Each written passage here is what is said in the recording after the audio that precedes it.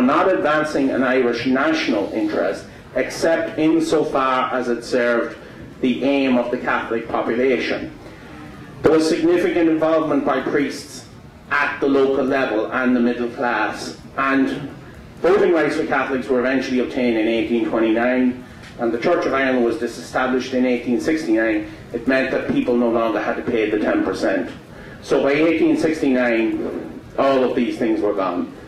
Immediately after the penal laws were repealed, many of the famous Irish educational and Just should point out that to go to university in any place in the Yeah. Empire until 1888, you had to take you had to sign the 13 articles of So Jews, atheists, Catholics, nobody could go to university, Right. including Shelley, who was an atheist. Right, and who was expelled from Oxford. The educational institutions were founded: the Irish Christian Brothers, the Presentation Sisters, the Patrician Brothers. I went to a Patrician Brothers school. The Religious Sisters of Charity and the Sisters of Mercy. You know what they say about the Sisters of Charity? That they have no mercy. And the Sisters of Mercy, they have no charity. Now, in addition to all of this, there were state-funded primary schools, but the Catholic Church lobbied for control over them. They got the state-funded primary schools for Irish people in 1831. That was a decade before they were established in England. And the whole purpose of it was to allow the Catholic Church to control the Irish population and to domesticate them and to civilise them and so forth. The next major event in Irish history is the terrible famine that occurred.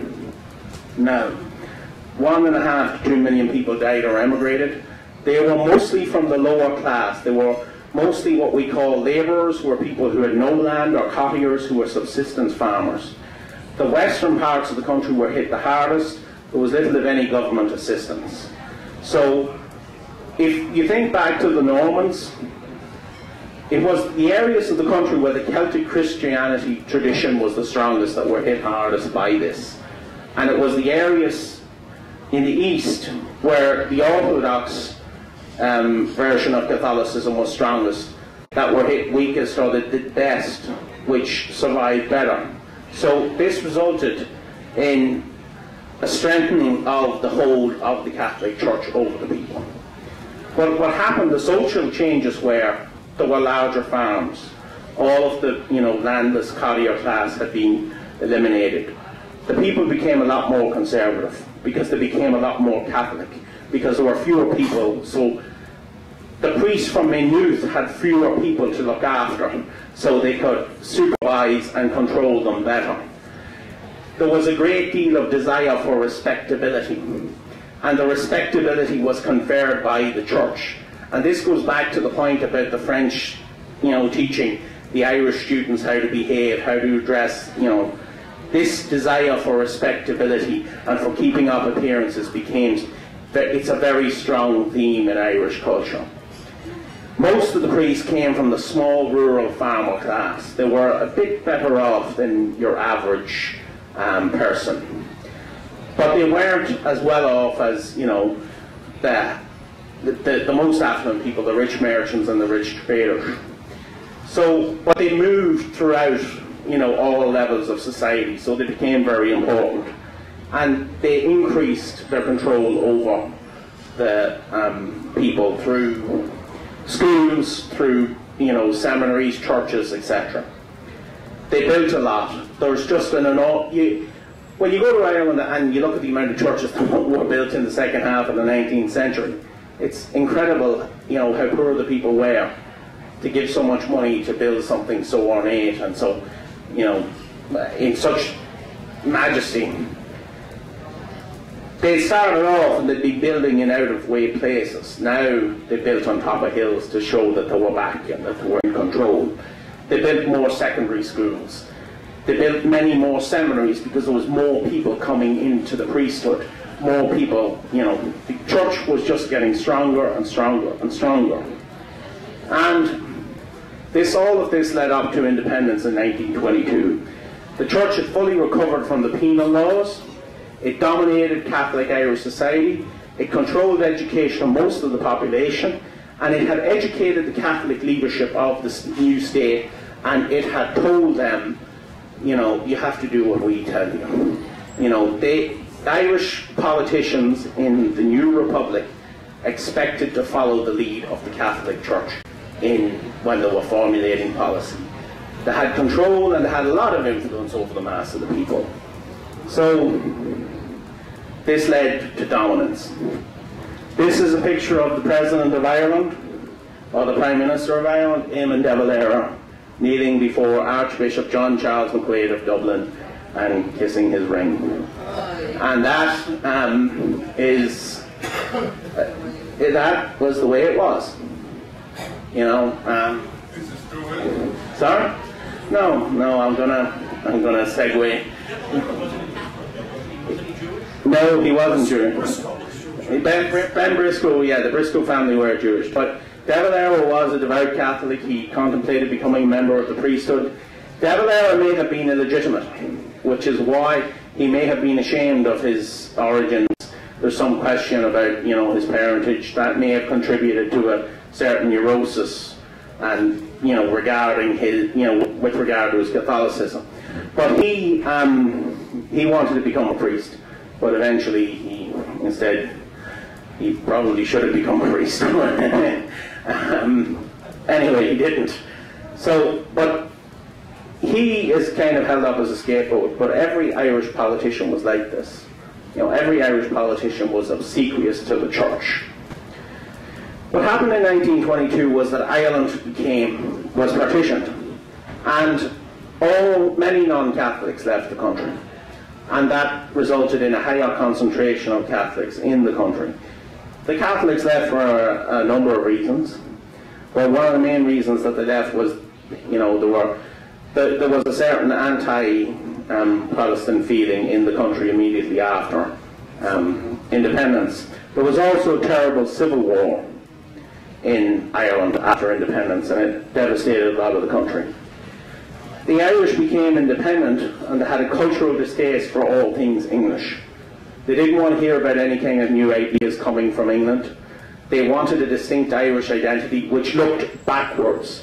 It looked backwards to a pure kind of Catholic, Celtic, religious identity, and there was some nominal token Protestant and, you know, non-Christian involvement, but there wasn't very much. Divorce and abortion were illegal. They weren't very interested in economic development. They really wanted to get us to move away from England as quickly as possible. Politicians were expected to take direction from the church. There was a lot of censorship. You couldn't read David Hume's inquiry into the natural history of religion in Ireland. You couldn't read, you couldn't get Edward Gibbon's Decline and Fall of the Roman Empire. You couldn't get anything on the index. Yeah, you had to get permission from it. And the index was the longest book in Ireland. Yeah, yeah, exactly. So they controlled and they repressed the population, and they used the population for their own purposes. Been extremely important role of Queen Victoria and Gladstone. I mean, how much of this could have been avoided when Gladstone in 1899 came within one vote of giving of Ireland a united independence. Yeah, I didn't cover that because this is about the Catholic Church in Ireland, and I really want the whole history of the politics of Ireland is and Parnell is kind of interesting. Yeah. The index, when did it start, when did it finish? The index still exists. The index was compiled by the Congregation for the it was compiled by the Inquisition. Yeah, I thought it was 1500 or something. In the Second Vatican Council. Right. It was never abolished. I mean, it was an ongoing effort to read all these books and to decide that other people couldn't read them. So things still get added to it. Well, I think it was abolished, as that gentleman said, at the Second Vatican Council. Reading a history of printing. Yeah, okay. One of the effects of the index was to create bestsellers. Right. Listen, well, I have to keep rolling. Okay, divorce and abortion were illegal. There was a lack of interest in economic development, and the further separation of, was Eamon de Valera was born in America. He taken back to Ireland, deeply religious. He was elected to power 3 times. He wrote the Irish Constitution. It's a very long document, and there's all kinds of things in it. He did not establish a state religion, but he did recognise the special position of the Catholic, Holy Catholic and Apostolic Roman Church as the guardian of the faith of the great majority of the citizens.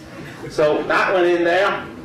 And there was a huge Eucharistic Congress in Dublin in 1932. It was held in Dublin. It was a massive Catholic demonstration of piety.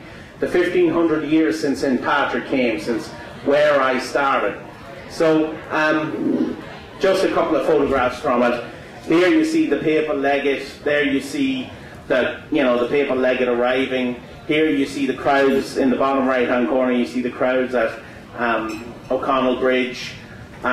Here, and finally you see the throne where the guy is sitting. He's really, the King of Ireland. This Celtic cross was the symbol of it, and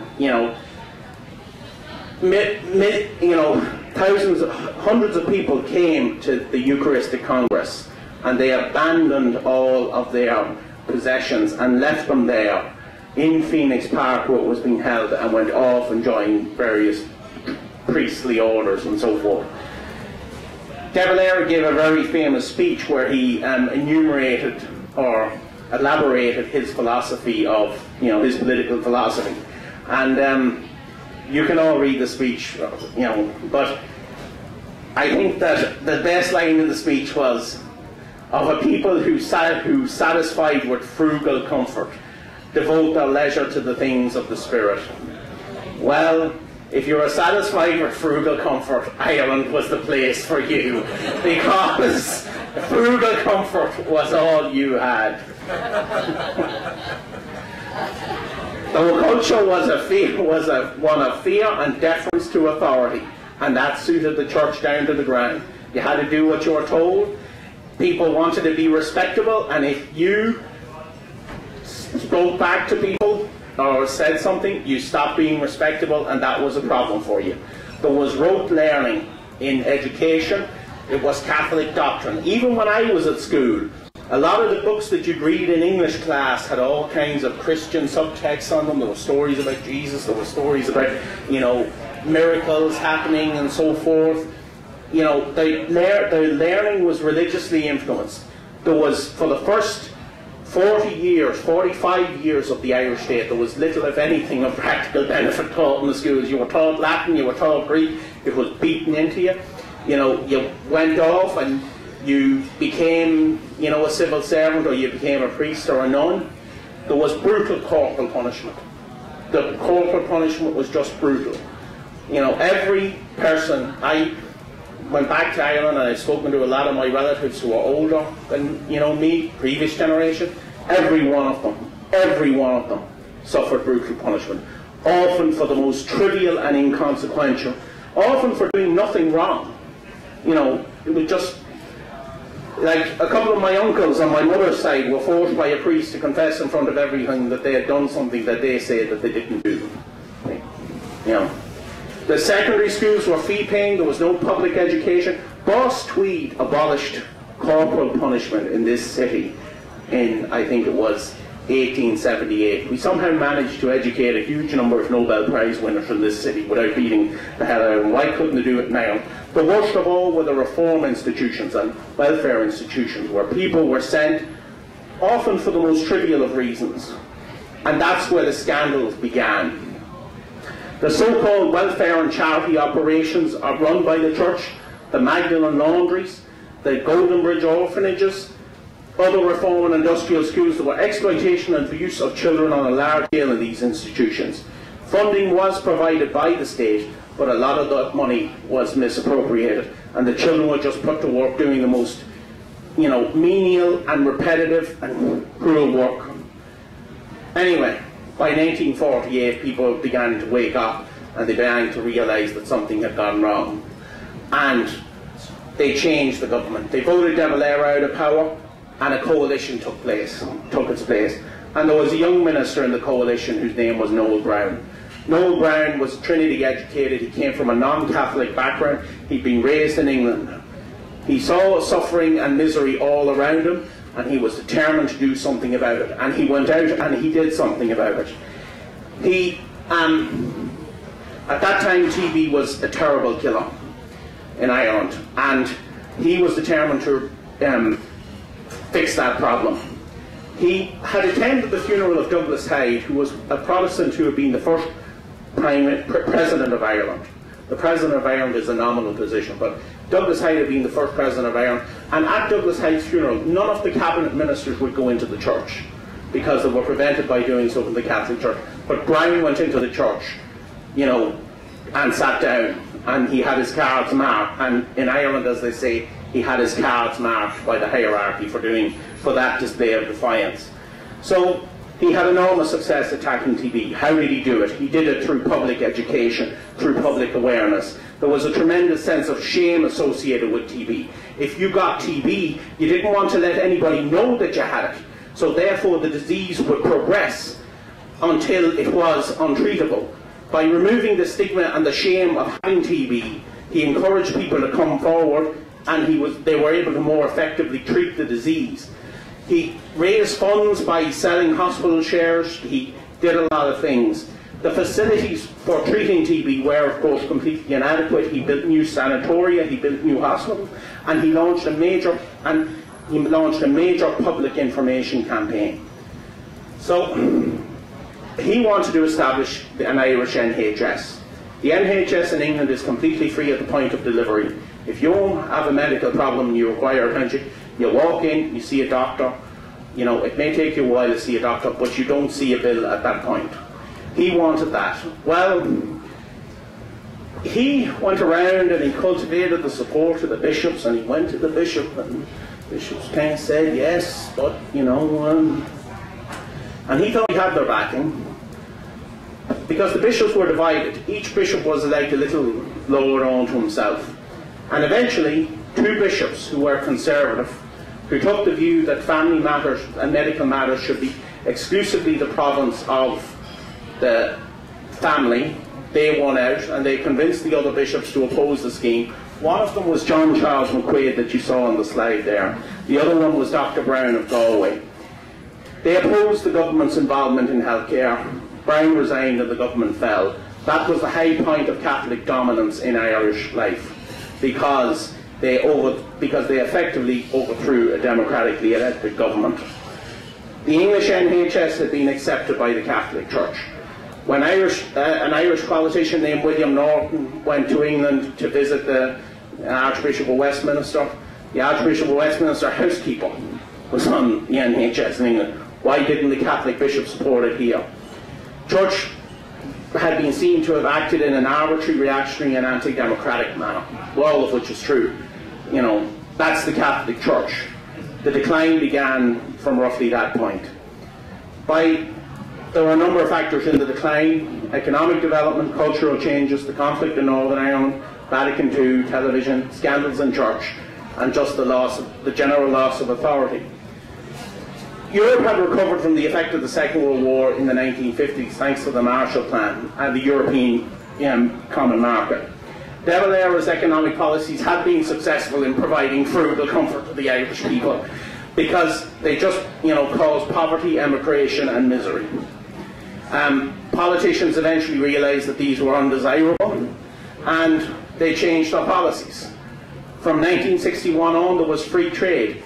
Attract investment, bring in foreign firms, get trade going. When you bring in foreign firms, they are not being run by Catholics. You know, you learn that there's different ways of doing things. You know, they have a different way. The other thing that they did was they tried to join the common market, so that instead of them forming the laws, instead of Irish politicians making the law, they had to follow the laws that were made in Europe, and the laws that were made in Europe were more often than not Catholic laws.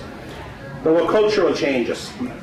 And the only reason I got to go to school was because in the year that I was born, a man named Don O'Malley made second-level education free for everyone. And he put yellow school buses on the roads to bring everybody to school, everybody who wanted to go to school. They established vocational education committees which provided practical education for young people, things like woodwork, construction studies, metalwork, things that would actually prepare you for life rather than the Latin and the Greek that had been taught up until then. They established regional technical colleges and other universities independent of the churches. They expanded the universities. There was a great expansion of the universities. In the 60s and 70s, people became more educated. They started thinking for themselves. They started questioning the authority of the church. And they became less inclined to blindly accept and follow church teaching. They became much more interested in secular ideas. What the change came about in the United States was the pills. Yeah, I'm going to get to that. The troubles began in 1922. Ireland was partitioned. There were 6 counties in Northern Ireland that were dominated by the Protestants. They were dominated. If the Irish Catholic Church is bad, well, I have to say that some of the churches up there are even worse. But anyway, I really can't say that. The nationalist Catholic minority were oppressed, but after the war, the British government introduced a lot of welfare reform, and that kind of made their life a bit better. They managed to get educated, a leadership developed, and there was a civil rights movement in Northern Ireland which was fiercely repressed. Even more repressed than the civil rights movement in this country was repressed. Eventually violence broke out and it continued for 30 years. The church was against the violence, they couldn't stop it because the people basically supported the terrorists or the guerrillas, whatever you call it. Then we had Vatican II. By 1962 the church was, seriously behind the times, and John the 23rd had the good sense to realise this. He wanted to reform the church, but he reformed it in a way that kind of led to a further undermining of the church, because he put the mass into, he took a lot of the mysticism and a lot of the mystery and out of it, and he encouraged people to try to understand the faith. Well, if you try to understand the Catholic faith, you rapidly reach the conclusion that you're wasting your time, and you either accept Catholicism and live by it, or you don't. So the mass was in the vernacular, trying to mold this understanding of knowledge of faith. It was kind of self-defeating. He wanted a church of witness rather than a church of authority. He wanted to go back to the early church, but unfortunately he did succeed.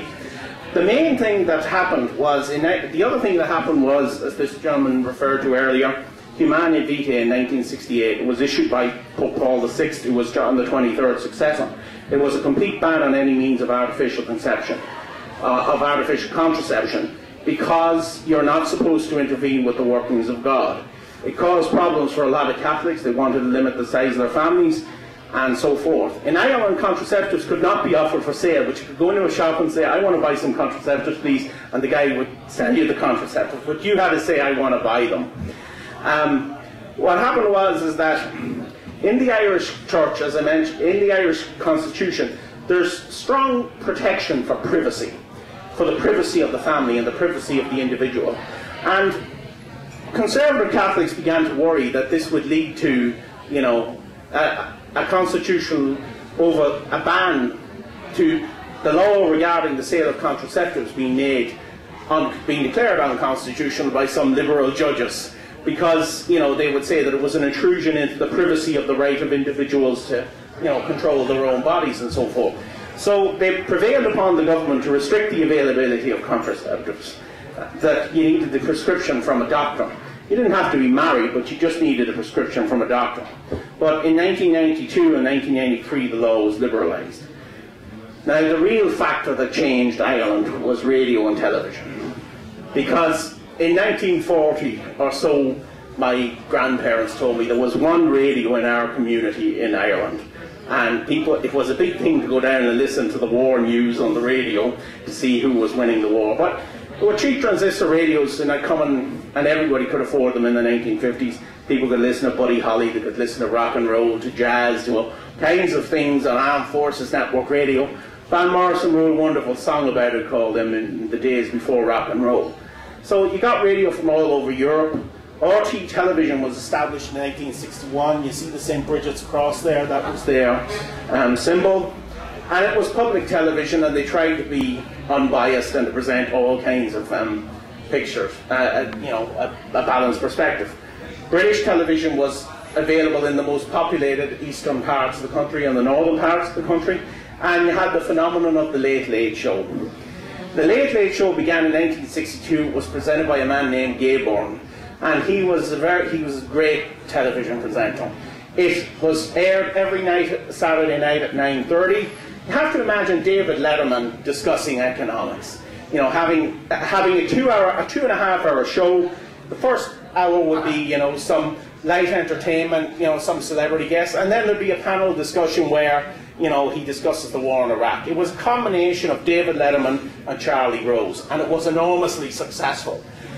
It was successful because controversial and sensitive topics were discussed in a balanced and open way, and the open discussion of such topics was subversive, because you no longer had to listen to the Catholic Church. Other points of view were being aired, other points, you know, it didn't matter who you were, the authority was undermined.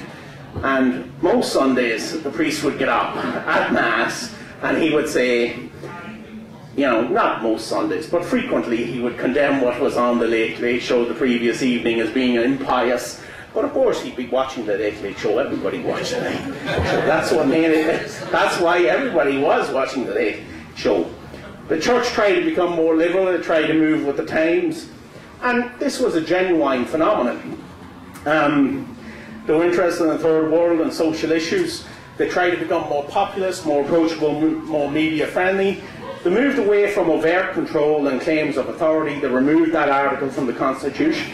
And there were a number of priests who were, and religious figures who were prominent in this. Eamon Casey, Michael Cleary, Sean Healy, Sister Stanislaus Kennedy, among others.